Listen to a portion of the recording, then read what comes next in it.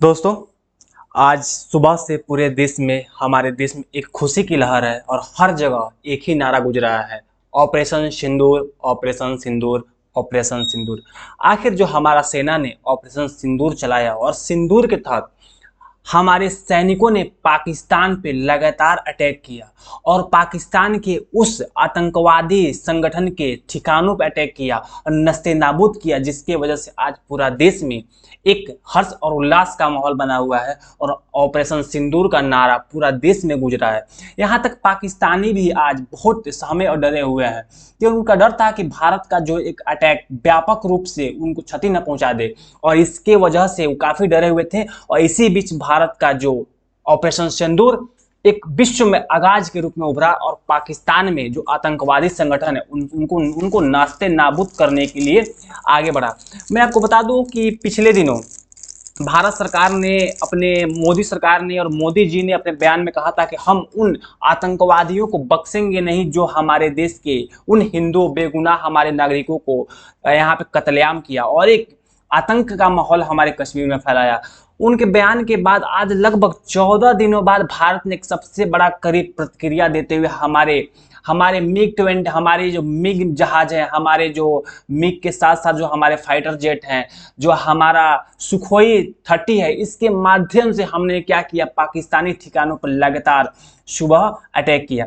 और पाकिस्तान में सिर्फ पीओके ही नहीं, याद रखिए, हम सिर्फ पीओके नहीं, पीओके के उस पाकिस्तान को भी इस बार हम मार गिराए हैं। उस पाकिस्तान के अंदर भी जाकर हम अपने मिसाइल, अपने बम गिराए हैं, जहां पे उस आतंकवादी संगठन एक्टिव थे, जहां से काम कर रहे थे। जो पीओके पाक ऑक्युपाइड कश्मीर के साथ साथ पाकिस्तान के कुछ इलाके जहां पे वहां के आतंक, जहां वहां के गवर्नमेंट वहां के आतंकवादी संगठनों को काफी प्रश्रय दे रही थी, उन संगठनों पे हमारे हमारे जो मिसाइल, हमारे सुखोई 30 जैसे मिसाइल ने जाकर वहां पर बम गिराया और उनके ठिकानों को नस्ते नाबूद करके रख दिया। आखिर याद होना चाहिए कि यह भारत पीछे हटने वाला नहीं है। ये भारत ना ही 1965 की लड़ाई में हटा था और ना ही वर्तमान में हटेगा, अपने अधिकार की लड़ेगा। तुम अगर एक गोली चलाओगे तो हम 10 गोलियां चलाएंगे, तुम हाथ उठाओगे तो हम गला काट देंगे। भारत के पास इतना औकात है, इतना क्षमता है। मैं आपको बता दूं कि कुछ दिनों पहले, आज से 2 दिन पहले, भारत सरकार ने एक बहुत बड़ा ऐलान किया था। भारत सरकार ने एक मॉक ड्रिल, भारत में मॉक ड्रिल का ऐलान किया था। भारत सरकार बोला था कि हम मॉक ड्रिल कराने जा रहे हैं। बस आखिर मॉक ड्रिल का मतलब क्या होता है? मॉक माने होता है कि एक अभ्यास।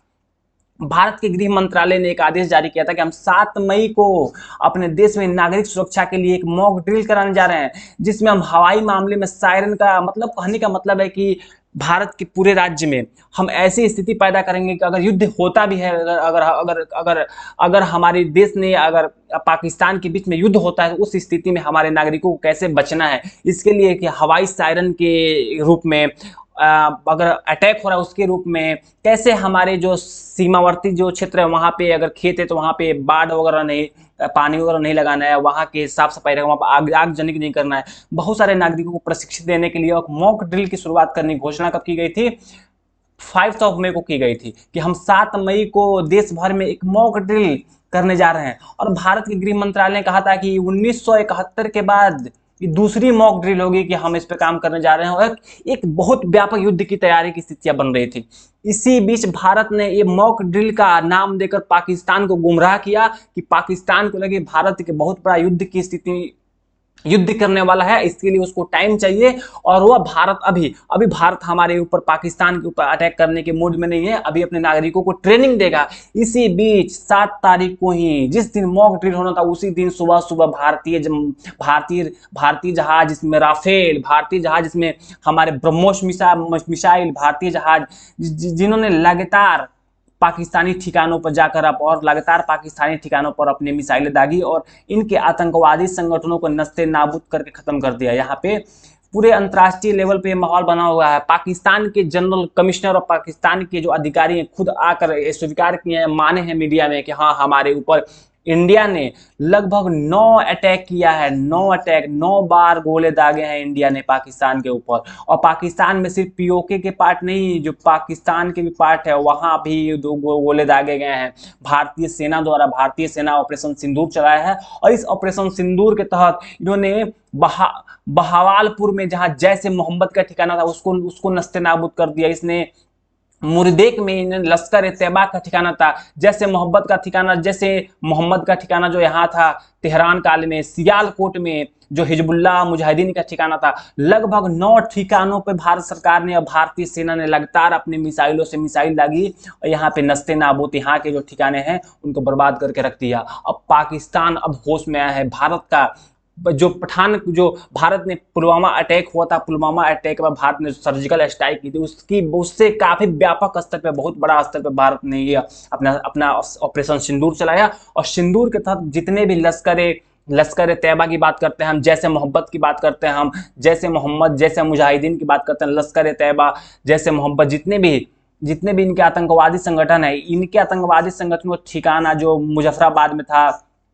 कोटली में था, बरनाला में था, सियालकोट में था, सारे ठिकानों पर भारतीय वायुसेना, भारतीय सेना ने एक प्रहार किया, ऑपरेशन सिंदूर नाम दिया। इस सिंदूर के तहत हमने ये अपना सफल अभियान किया। आखिर इस सिंदूर का नाम रखा क्यों गया है? आगे भारत सरकार ने, हमारी मोदी सरकार ने इसका नाम सिंदूर क्यों रखा? ये बहुत बड़ा सोचने वाली बात है। जब आतंकवादियों ने, जब हमारे जो आतंकवादियों ने हमला किया था कश्मीर में हमला किया था, उस टाइम हमारे महिलाएं जो वहाँ पे जो महिलाएं थी, इस महिला से बोला था कि जाओ, गो टू हेल मोदी, जाकर मोदी से बोलो।